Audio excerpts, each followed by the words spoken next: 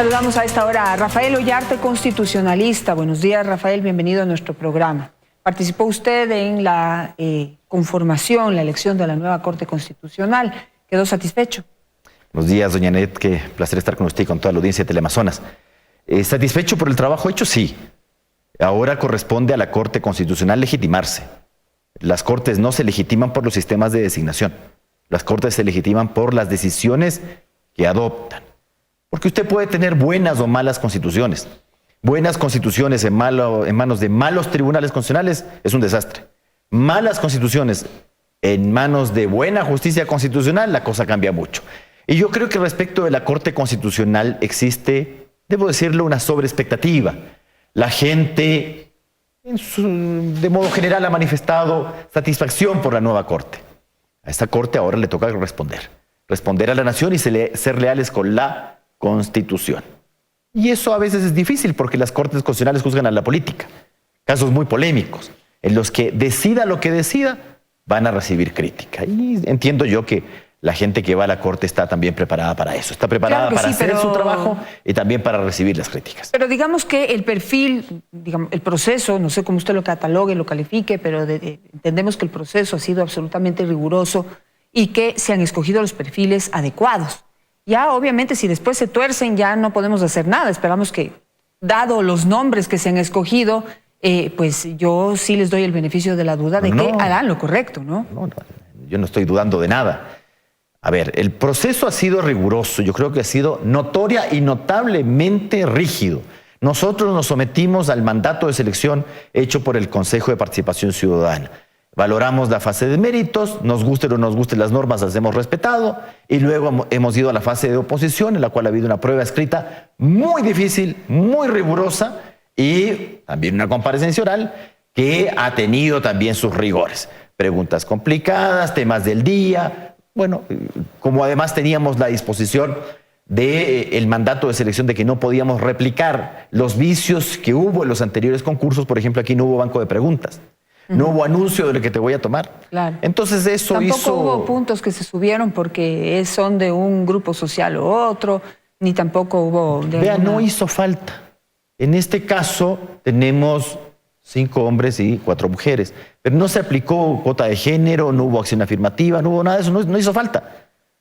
Y eso me encanta. Entonces, por sus propios méritos, las mujeres llegaron a donde tienen que llegar, a la más alta corte, una de las más altas cortes de justicia del país. Claro, usted no puede decir que hay una magistrada de la corte que ha ingresado por el hecho de que es mujer y que hubo a aplicar acción afirmativa. No, en este caso las notas son notas naturales y ahí tenemos la corte.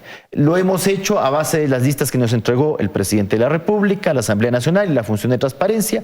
Creo que la Asamblea Nacional tiene que tener cuidado a la hora también de elaborar las listas, porque claro, tú tenías 25 candidatos y con eso hemos seleccionado la Corte. Yo creo que la Corte va a responder, esa es la esperanza que tiene la nación. Ahora, tiene hartísimo trabajo represado. Entonces, digamos que también tenemos que entender que no llegan con varita mágica como muchos otros funcionarios que han llegado a distintas instancias del Estado. Tendrán que ir procesando lo más rápido posible, pero ahí todavía habrá una cuota de deuda con los ecuatorianos. A ver, vamos. No es la primera vez que usted recibe un tribunal constitucional con causas represadas. Pasó con el Tribunal Constitucional respecto del Tribunal de Garantías Constitucionales. Ya ha ocurrido. Ocurrió, vea, tenemos aquí en la nueva Corte 2 integrantes de la nueva Corte que ya fueron jueces del Tribunal Constitucional. Hernán Salgado y Enrique Herrería. Ellos ya saben lo que es recibir una carga de trabajo represado.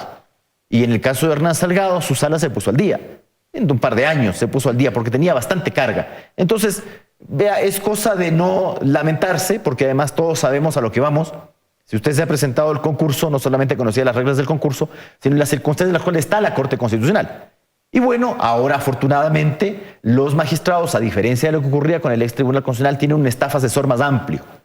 Entonces, las cosas también se pueden hacer mejor.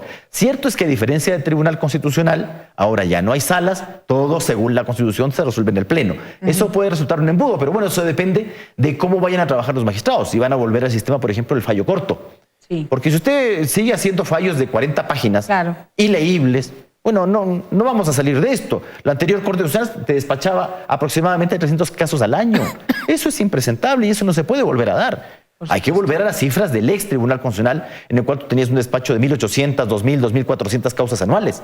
Ya con eso se puede hacer algo, ¿no? Y en unos años ya se puede poner al día la Corte. Queda claro entonces que el trabajo y desde la evacuación y la velocidad de la evacuación hasta la calidad de las conclusiones a las que lleguen, pues dependerá ya de los nuevos miembros de la Corte Constitucional. Pasemos al Consejo de la Judicatura, que también tiene una deuda grande. El Consejo Transitorio no logró limpiar a la función judicial como se esperaba. ¿Este nuevo Consejo de la Judicatura lo logrará? ¿Es esa su tarea principal? Vea, tal vez respecto de la Corte Constitucional existe un criterio generalizado de que es una buena Corte. Y eso no ocurre con el Consejo de la Judicatura. Eso no es una desventaja en realidad. Yo creo que cuesta más mantener el prestigio que la gente dice que tú tienes a demostrar a la gente que está equivocada y que ese Consejo de la Judicatura, que tal vez no suena muy bien, en realidad sí puede hacer las cosas bien. Aquí basta con ser leales con la Constitución, la ley y la nación. Listo. Y dejar los apetitos personales y otras cosas de lado. Entonces tendrán que demostrar que están capacitados, primero, para ejercer el gobierno, la administración y la disciplina de la función judicial. No incurrir en los vicios de los anteriores consejos de la Judicatura. Creo que queda bastante claro que el Consejo de la Judicatura no puede estar sancionando jueces por el criterio judicial, salvo que el error inexcusable sea a su vez declarado judicialmente o por la Corte Constitucional. Es decir, que yo no puedo utilizar el régimen disciplinario para torcer la administración de justicia. Creo que es una cosa elemental. Ahora, otra cosa que tienen que hacer, evaluarle a la Corte Nacional de Justicia. Recuerde que una de las primeras dudas que existe de este Consejo de la Judicatura es si podrá o no evaluar a la Corte Nacional. Porque a partir de la enmienda constitucional del año 2011 se produjo un fenómeno, ¿cuál? Que se modificó el sistema de integración del Consejo de la Judicatura de 9 vocales, todos designados por concurso, al de 5 delegados de los órganos que son precisamente controlados por el Consejo de la Judicatura. La Corte Nacional, aunque en este caso la terna solamente vino de la Presidente, la Fiscalía, el Defensor y el Defensor Público, que son órganos que forman parte de la función judicial. Entonces alguien diría, ¿cómo un delegado va a controlar la corrección administrativa de sus integrantes? Pero bueno, ahí tiene que funcionar el deber de ingratitud, pues, que es tan común en otras naciones. Usted agradece el nombramiento y se desprende de quien le nombra y solo es leal a la Constitución y a la ley. Porque eso hay que hacerlo. Vea, ahora se están diciendo tantas cosas respecto de los concursos que se ha realizado para la Corte Nacional. Bueno, entonces hay que evaluar. Y hay que responder a la ciudadanía. Lo mismo, hay que nombrar a buenos funcionarios. Vea, las normas no funcionan por sí mismas. Si no hay voluntad de que la norma se aplique, aunque me incomode y me disguste, bueno, ahí estamos. Eso no es Estado de Derecho. Bueno, la deuda también allí es grande, el reto es fuerte, porque pues sin justicia definitivamente no hay democracia. Es muy complicado. Y eso es lo que no tenemos ahorita, es la peor herencia que nos dejó el correísmo, haberle metido la mano a la justicia, y en este momento no tenemos una justicia que responde a los intereses de los ciudadanos. Tal vez el común de los ciudadanos no entiende el valor de la independencia, de la competencia y de la imparcialidad judicial hasta que tiene un caso. Exacto. Es decir, el momento en que tus derechos, tus intereses son afectados y llegas a un tribunal en que el juez no es competente porque no tiene idea de lo que tiene que hacer, no es imparcial porque está viendo la cara del justiciable para decidir, o no es independiente porque recibe instrucciones, ahí recién la persona se da cuenta de lo peligroso que es tener tribunales mal conformados. Y eso naturalmente afecta a todos los sectores de la sociedad, incluso en temas que a veces uno habla que parecerían tan lejanos como inversión o cosas por el estilo. Y justamente de eso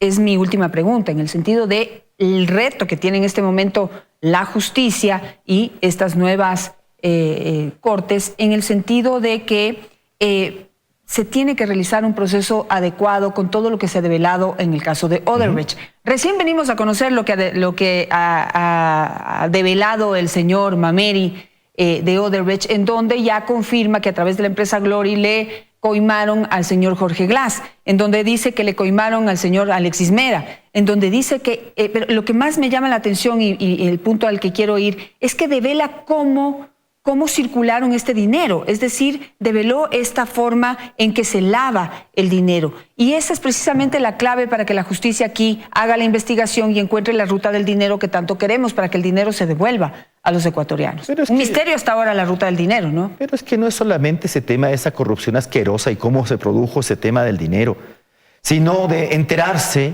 que las declaraciones del señor Mameri sí debían haber constado en los expedientes de ecuatorianos, que sí hubo cooperación internacional y te desaparecen las cosas. ¿Qué ocurrió ahí?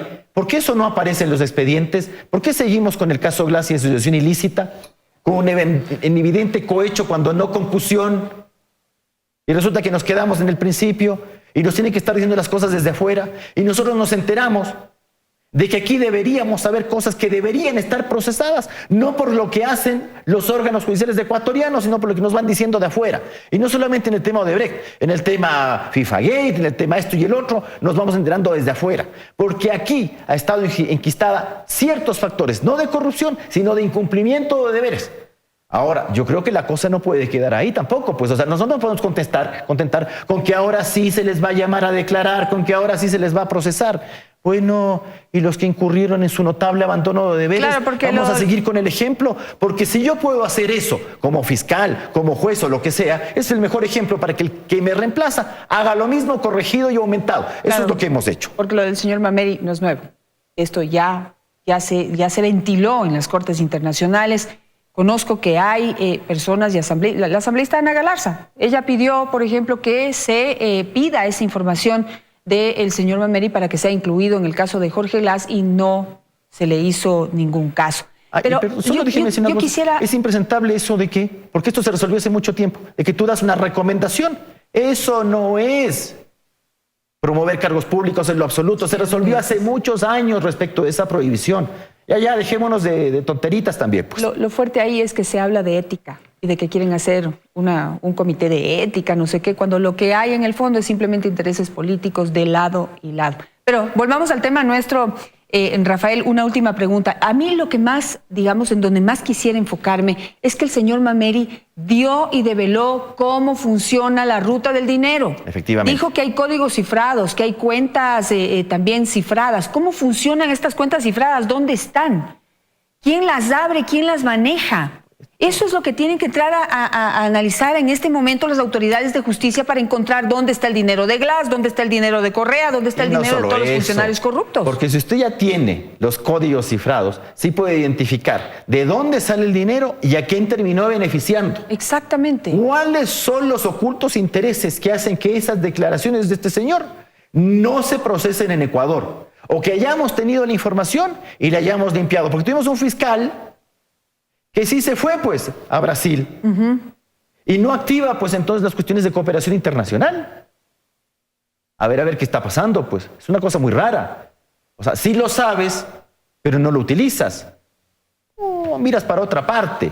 O simplemente le echas tierrita a la cuestión. Allí está lo pendiente. Veremos si realmente le terminan echando más tierrita a la cuestión. ¿De cuánto más nos enteraremos, doña Janet? ¿De cuánto más? Mucho más. Aquí han ladroneado. Y luego nos quejamos de que no hay dinero, de que hay medidas. Pero por supuesto, si te has robado el país, si esta gente es capaz de hacer como un país como Venezuela, imagínense con nosotros. Me quedo con eso. Muchísimas gracias, Rafael, por estar esta mañana con nosotros.